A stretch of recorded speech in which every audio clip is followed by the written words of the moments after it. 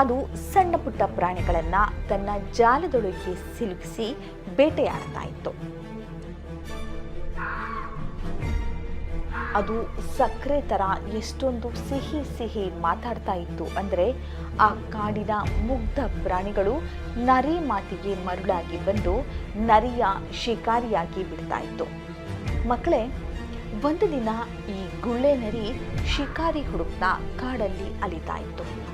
ಅಷ್ಟೊತ್ತಿಗೆ ಮರವೊಂದರಲ್ಲಿ ಕೋಳಿಯೊಂದು ಆರಾಮಾಗಿ ಕುಳಿತಿದ್ದನ್ನ ನರಿ ನೋಡುತ್ತೆ.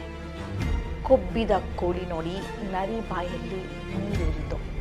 ಹೇಗಾದರೂ ಮಾಡಿ ಈ ಕೋಳಿಯನ್ನ ಶಿಕಾರಿ ಮಾಡಿಬಿಡಬೇಕು ಅಂತ ವಿಚಾರ ಮನಸ್ಸಲ್ಲೇ ಹೊಳಿತು.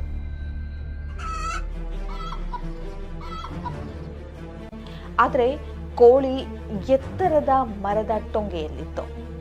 ಅಷ್ಟೆತ್ತರದ ಟೊಂಗೆ ಹತ್ತೋದು ನರಿಗೆ ಅಸಾಧ್ಯವಾದ ಮಾತಾಗಿತ್ತು.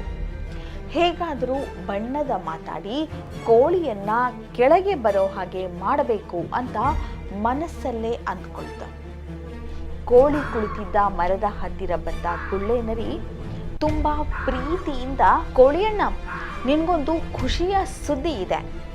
ಇನ್ನು ಮುಂದೆ ಈ ಕಾಡಿನ ಸರ್ವ ಪಶು ಪಕ್ಷಿ ಪ್ರಾಣಿಗಳು ಎಲ್ಲರೂ ಸೇರಿ ಕೂಡಿ ಬಾಳ್ಬೇಕು.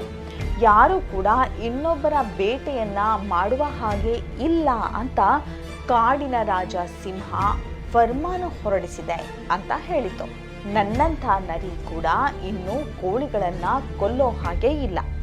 ಹಾಗಾಗಿ ಕೋಳಿಯಣ್ಣ, ನೀನು ನನ್ನನ್ನು ನೋಡಿ ಹೆದರೋವಂಥದ್ದೇನೂ ಇಲ್ಲ.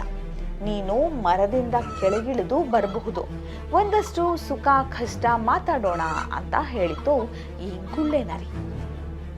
ನರಿ ಕೇಳಿದ ಮಾತನ್ನ ಕೇಳಿ ನಿಜವಾಗಿಯೂ ಹೀಗಾಗತ್ತಾ ಅಂತ ಯೋಚನೆ ಮಾಡಿತು ಕೋಳಿ.